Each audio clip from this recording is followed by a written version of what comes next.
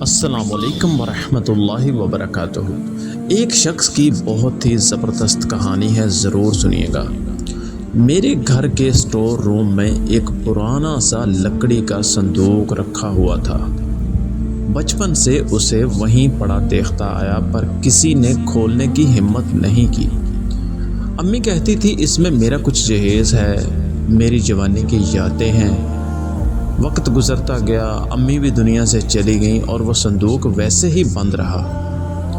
پھر ایک دن اسٹور صاف کر رہے تھے تو نظر اس صندوق پر پڑی۔ دل ایک دم عجیب سا ہو گیا، جیسے وہ لکڑی کا ڈبہ مجھے دیکھ کر کچھ کہہ رہا ہو۔ میں نے دھیرے سے اس کا ڈھکن کھولا۔ اندر امی کے پرانے کپڑے، دوپٹے، کچھ چوڑیاں اور ایک پرانا کاغذ بھی رکھا ہوا تھا۔ امی کی لکھائی میں ایک سادہ سا پیغام تھا: جب میں نہ رہوں تب یہ صندوق کھولنا، تمہیں میرے لمس کا احساس ہوگا۔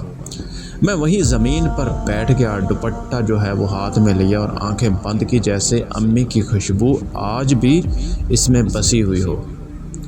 کتنی عجیب بات ہے نا، کچھ چیزیں قیمتی نہیں ہوتی، مگر ان سے جڑی ہوئی یادیں عمر بھر دل کو تھام لیتی ہیں۔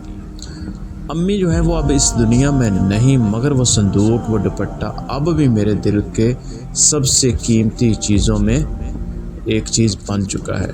تو اپنے ماں باپ کی خدمت کریں، دنیا میں رہتے ہوئے ان کی جو ہے وہ فرما برداری کریں۔ جب یہ دنیا میں نہیں رہتے تو پھر ان کی استعمال والی ایک ایک چیز جو ہے وہ ہمارے لیے یاد بن جاتی ہے۔ اللہ تعالیٰ جن کے والدین اس دنیا میں نہیں ہیں ان کو جنت الفردوس میں اللہ مقام عطا فرمائے، اور جن کے والدین زندہ ہیں اللہ ان کو صحت اور تندرستی والی زندگی عطا فرمائے۔ ویڈیو دیکھنے والے سے ریکویسٹ ہے کہ اس چینل کو سبسکرائب ضرور کیجیے گا اور چینل کو لائک کر کے شیئر ضرور کیجیے گا۔